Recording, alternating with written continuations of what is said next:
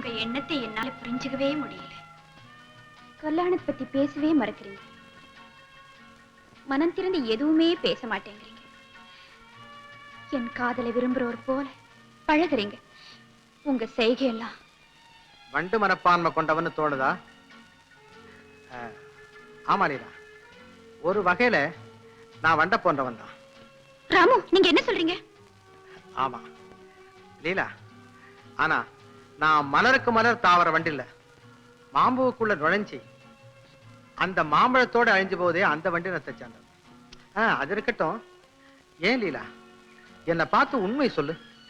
ஒருவேளை நான் ராமு இல்லைன்னு வச்சுக்க, அப்பவும் இதே அன்போட என்ன காதலிப்பியா? உள்ள ரெண்டு ஒண்ணு படுறதான் காதல். அதுக்கு பேரை பத்தி என்ன கவலை? லீலா, நான் பெரிய ஜமீன்தாரா இல்லாம ஒரு பரம ஏழையா இருந்தா? பரம ஏழையா? சிரிக்கிறதுக்காக நான் கேட்கல, சிந்திச்சு பதில் சொல்லு. நீங்க பரம ஏழையா இருந்து உங்களுக்கு தொண்டு செய்ய வேண்டிய நிலைமை எனக்கு வந்தா, என்னை விட மகிழ்ச்சி அடைவங்க இந்த உலகத்துல வேற யாருமே இருக்க முடியாது. லீலா, உண்மையா சொல்றியா? உறுதியாத்தான் சொல்றியா? கணவனுக்கு ஒரு மனைவி செய்ய வேண்டிய கடமை ஏழ்மையிலதான் பரிபூர்ணமா கிடைக்கும். ராமு, வாழ்வோ தாழ்வோ, நீங்க எந்த நிலைமையில் இருந்தாலும் உங்களோட வாழ நான் தயாரா இருக்கேன். லீலா,